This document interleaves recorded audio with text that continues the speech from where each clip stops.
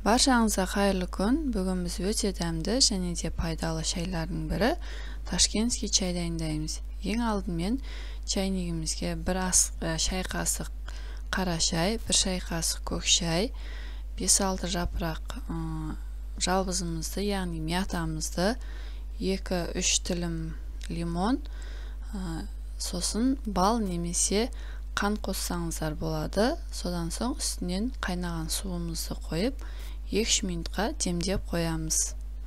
Бұл шай өте пайдалы және де дәмі өте керемет. Баршаңызға жасап көруге кеңес беремін. Баршаңызға ас болсын.